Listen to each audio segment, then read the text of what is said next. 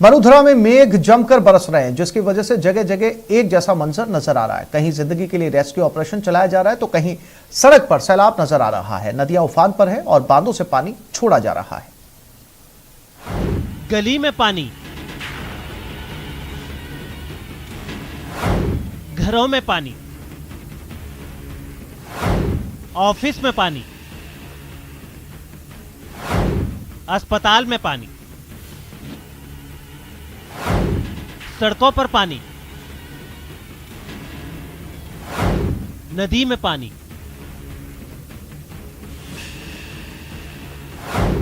जगह जगह पानी पानी। पानी जब अपना असली रंग दिखाता है तब सब कुछ बहाने पर आमादा हो जाता है। फिर क्या घर, क्या गली और क्या सड़क, सब जगह बेबसी का मंजर दिखाई देता है। लोगों को बेबस कर देता है और वाहनों की रफ्तार थाम देता है। ये 7 तस्वीरें पानी के अटैक की कहानी बयां कर रही हैं। इन तस्वीरों में पानी से मुसीबत का मंजर किस कदर नजर आ रहा है। सबसे पहले बात सवाई माधोपुर की। यहाँ पानी ने रफ्तार पकड़ी तो गली में गदर सा मंजर दिखाई देने लगा। पानी सैलाब बनकर शोर मचाता रहा, जिसे सुनकर लोग सहम गए और जो भी इस सैलाब के सामने आया वो इस बाइक की तरह बह गया। जिसने हिम्मत दिखाई उस पर पानी की ऐसी मुसीबत आई। किस्मत अच्छी थी इसलिए सैलाब में बह जाने से बाल बाल बच गया। कोटा में भी बादल कहर बरपा रहे हैं। यहाँ बारिश के चलते चंद्रशेल इलाके में रात के अंधेरे में एक कार पुलिया के पास नाले में गिर गई। हालांकि नगर निगम की रेस्क्यू टीम ने काफी मशक्कत के बाद कार को बाहर निकाल लिया। हादसे में कोई हताहत तो नहीं हुआ। वहीं अटबल नगर के एक नाले में भी कार गिर गई, जिसमें सवार महिलाओं समेत 3 लोगों को सुरक्षित बाहर निकाल लिया गया। कोटा में बारिश के पानी से किस कदर बेबसी का मंजर है, इन तस्वीरों को देखकर समझा जा सकता है। यहाँ पानी में जिंदगी जाम सी हो गई है। बारिश से कई बस्तियां जलमग्न हो गई हैं। नगर निगम की रेस्क्यू टीम जल भराव वाले इलाकों से नाव के जरिए लोगों को रेस्क्यू कर रही है। कोटा में लगातार बाढ़ से हालात बिगड़ते चले जा रहे हैं और इस तरह से रेस्क्यू ऑपरेशन चलाए जा रहे हैं। कोटा का बोरखेड़ा इलाका है, कोटिल्य जो नगर है, वहां से नगर निगम की जो टीमें है वो देर रात से ही यहाँ पर जुटी हुई है और नाव के जरिए जिन घरों में पानी भरा हुआ है वहां से लोगों को सुरक्षित बाहर निकाला जा रहा है। रात से वेट कर रहे हैं भाई, पानी चढ़ रहा है जब से वेट करते रहे। परेशानी बहुत हो रही थी सर, न तो चाय के लिए दूध मतलब कोई भी सामान पर्याप्त उपलब्ध नहीं था सर। 200 से ऊपर मतलब पर्सन व्यक्ति है, जिनमें बच्चे बुजुर्ग सभी हैं, उनको भी रेस्क्यू किया गया। कोटा के बोरखेड़ा इलाके के बालाजी नगर में भी प्रशासन की तरफ से रेस्क्यू ऑपरेशन चलाया गया है। यहाँ भी पानी में फंसे लोगों को नाव के जरिए रेस्क्यू किया जा रहा है।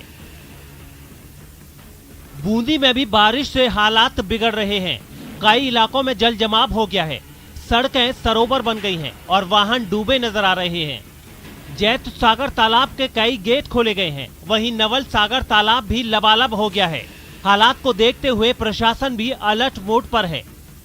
बारिश से धौलपुर में चंबल नदी का जल स्तर लगातार बढ़ रहा है, जिसकी वजह से नदी का पुराना पुल डूब चुका है।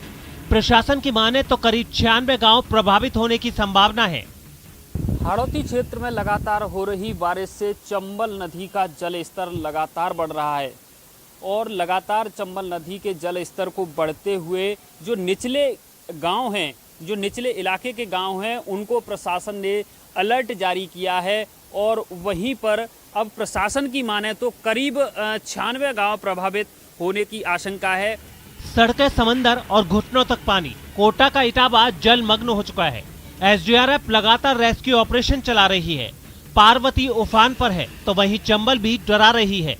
कोटा बैराज से पानी की निकासी भी की जा रही है। आलम ऐसा है कि यहाँ 2 दर्जन से ज्यादा गांव अभी भी टापू बने हुए हैं। Bureau report, news 18 Rajasthan.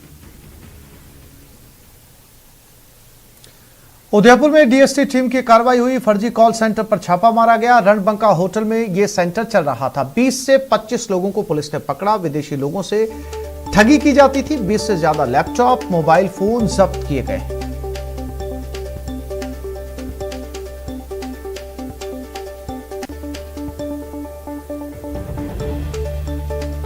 DST team की कार्रवाई हुई है। रणबंका होटल में ये रैकेट चलाया जा रहा था। विदेशी लोगों के साथ ठगी का आरोप है। फर्जी कॉल सेंटर था और शिकायत मिलने पर इस फर्जी कॉल सेंटर पर छापा मारा गया। इसमें 20 से 25 लोगों को पकड़ा गया है।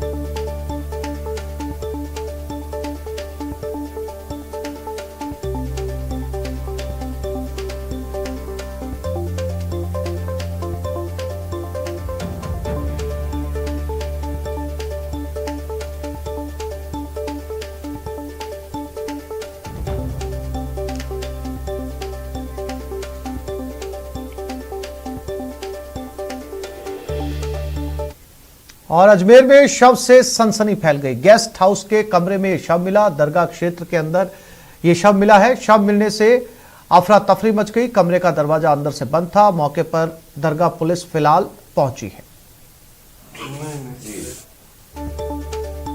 अजमेर का यह मामला बताया जा रहा है, जिसमें दरगाह क्षेत्र के अंदर यह शव मिला है और शव मिलने से अफरा तफरी मच गई। कमरे का दरवाजा अंदर से बंद बताया जा रहा था। मौके पर फिलहाल दरगाह पुलिस पहुंच चुकी है। छानबीन की जा रही है। पता लगाने की कोशिश की जा रही है कि आखिर ये पूरा माजरा क्या था।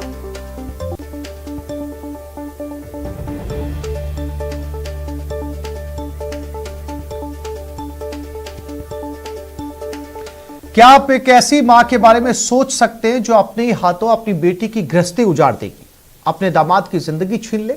नहीं ना, लेकिन सन सिटी जोधपुर में ऐसा हुआ है। सास ने दी दामाद की सुपारी, अपने ही हाथों बेटी की मांग उजाड़ी। सीसीटीवी में कैद हुए गुनहगार, पुलिस ने किया गिरफ्तार। कहावत है कि डायन को भी अपना दामाद प्यारा होता है, लेकिन पुलिस गिरफ्त में आई इस कलयुगी सास ने मुहावरे को भी बेमानी साबित कर दिया है। जोधपुर पुलिस ने ग्यारसी देवी को 5 लाख रुपए की सुपारी देकर अपने दामाद की हत्या कराने के आरोप में अरेस्ट किया है। पुलिस के मुताबिक रविवार सुबह गाड़ियों में एक युवक का शव कट्टे में बंधा मिला था। शुरुआती जांच में हथियार से गला रेतने, सिर पर गंभीर चोट के निशान मिले। पुलिस को मौके पर गाड़ी के टायर के निशान भी मिले। इसके बाद पुलिस ने इस अंधे कत्ल की गुत्थी को सुलझाने का काम शुरू किया। सबसे पहले पुलिस ने कपड़ों के आधार पर शव की पहचान विनोद के रूप में की। पुलिस ने मृतक के लास्ट मोबाइल लोकेशन, अभय कमांड के सीसीटीवी फुटेज और दूसरे सोर्स से जांच की तो ब्लाइंड मर्डर का खुलासा हो गया। मारे गए शख्स विनोद की हत्या के पीछे उसकी सास निकली। कंट्रोल रूम को इत्तला मिली कि एक अज्ञात बॉडी किसी कट्टे में सूरपुरा बांध डैम के रोड पे आंगनवा के पास मिली।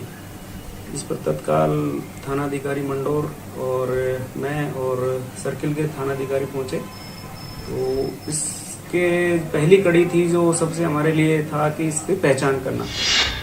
अब सास की दामाद विनोद से रंजिश की वजह सुनिए। पुलिस के मुताबिक विनोद की हत्या कराने का कारण लव मैरिज और खस्ता माली हालत था। विनोद की सास ग्यारसी देवी की पिछले 4 साल से दामाद विनोद से तनातनी चल रही थी, लिहाजा उसने जब्बर सिंह को 5 लाख सुपारी देकर दामाद की हत्या करवा दी। कमाता धमाता कुछ नहीं था और मजदूरी करता था।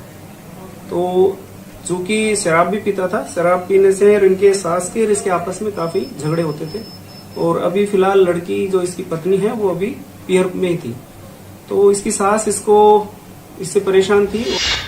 पुलिस ने अंधे कत्ल का खुलासा कर सबको हैरान कर दिया है। लोग पूछ रहे हैं कि ये कैसा वक्त आ गया कि बेटी के घर की सलामती की दुआएं मांगने वाली, दामाद की तरक्की की कामना करने वाली ने अपनी ही बेटी का घर उजाड़ दिया। न्यूज़ 18 राजस्थान के लिए जोधपुर से ललित सिंह की रिपोर्ट।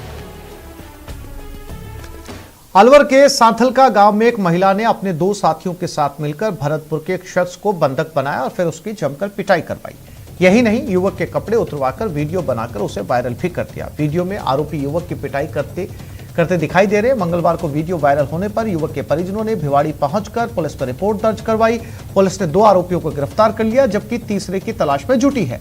पुलिस के मुताबिक युवक की पिटाई करवाने वाली महिला विधवा है, जो उसके साथ अलवर में लिव इन में रहती थी। बाद में महिला की दोस्ती सीताराम गुर्जर से हो गई और उसने दिनेश से बातचीत बंद कर दी। इससे नाराज दिनेश ने सोशल मीडिया पर महिला के फोटो वायरल कर दिए, इसलिए दिनेश को सबक सिखाने के लिए भिवाड़ी बुलाकर उसकी पिटाई की गई। उसको बुलाया गया था और उसके साथ मारपीट करी। मारपीट करने वालों में दिनेश के पूर्व परिचित फिरदौस नाम की औरत है और 2 आदमी हैं सीताराम नाम के, दोनों का नाम सीताराम है, जो टहला इलाके के रहने वाले हैं। इन्होंने तीनों ने जो है इसको बंधक बना करके मारपीट की। उन्होंने आरोप लगाया कि 5 लाख रुपए भी मांगेगी, ये लेकर के मुकदमा दर्ज कर रहा है। इसमें 2 लोगों को डिटेन किया गया, आगे की कार्रवाई कर रहे हैं। 12वीं के नतीजे के बाद मिशन एडमिशन का आगाज होने वाला है। प्रदेश के 300 से ज्यादा सरकारी कॉलेजों में 10 अगस्त के बाद दाखिले शुरू किए जा सकते हैं। हालांकि अच्छे अंकों के बाद भी छात्रों में एडमिशन को लेकर चिंता बनी हुई है।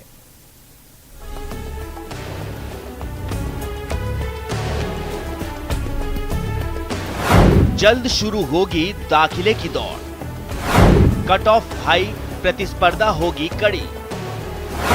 एडमिशन का सपना कैसे होगा अपना? परसेंटाइल फार्मूला नहीं होगा लागू। यूनिवर्सिटी की खामोशी टूटने वाली है। क्लासरूम का मौन बस चंद दिनों का मेहमान है और कैंपस में पसरा सन्नाटा अलविदा लेने को है। जी हां, कॉलेजों में दाखिले की दौड़ शुरू होने जा रही है। प्रदेश के 338 कॉलेजों की 1,90,000 सीटों और राजस्थान यूनिवर्सिटी आरयू के यूजी कॉलेजों की 7,000 सीटों पर दाखिले का आगाज होने वाला है।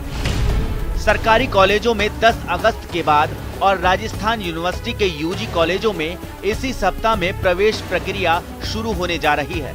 उनके लिए अजमेर बोर्ड ने तो अपना रिजल्ट निकाल दिया है, शायद उसकी प्रक्रिया भी आरंभ कर देंगे और वो भी ऑनलाइन, वही एडमिशन वाला जो वेबसाइट है उसके अंतर्गत स्पष्ट तौर से डेडिकेटेडली बच्चों को कोई दिक्कत ना आए। फर्स्ट ईयर के एडमिशन तो ऑनलाइन प्रक्रिया के तहत हमारा आयुक्तालय इसमें पूरा लगा हुआ है और ऑनलाइन हम सारे एडमिशन की प्रक्रिया को अपनाएंगे। इसी महीने में एडमिशन की प्रक्रिया शुरू कर दी जाएगी।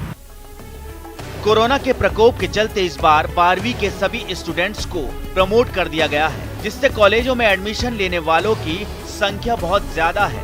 ऐसे में छात्र सरकारी कॉलेजों में एडमिशन को लेकर आशंकित हैं। ज्यादातर बच्चों की 90 अबाव परसेंटेज बनी है और लोगों में, छात्रों में एडमिशन के लेकर काफी उत्साह है। आप देखो, अभी से ही छात्र जिन्होंने 12th में प्रमोट हुए हैं वो अभी से यूनिवर्सिटी आने लगे हैं। बात सही है, इस बार कट ऑफ हाई रहेगा, जिससे प्रतिस्पर्धा कड़ी होगी। खास बात ये है कि मेरिट बेस्ड दाखिलों में इस बार परसेंटाइल फॉर्मूला लागू नहीं होगा।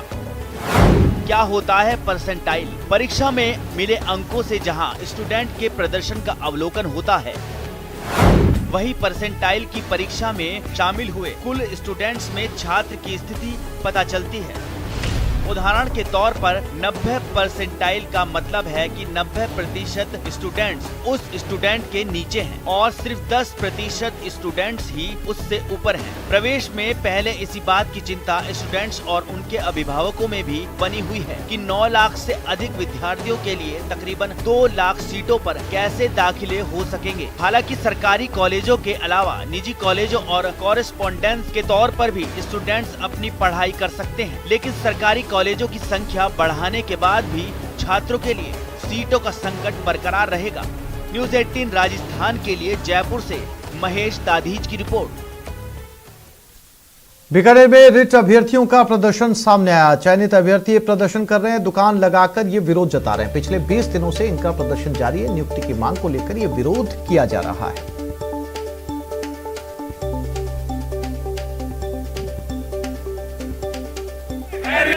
पिछले 20 दिनों से यहाँ, आज हमारा धरने का 20वां दिन है और हम आर्थिक तंगी से हैं। हम खाना पीना गुजर बसर नहीं हो रहा है, इसलिए हमें मजबूरन यहाँ दुकानें लगानी पड़ी है और हम बिल्कुल आर्थिक तंगी है और शाम को इनसे बेच के जो पैसा आएगा उनसे हमारा खाना वो गुजर बसर करेंगे।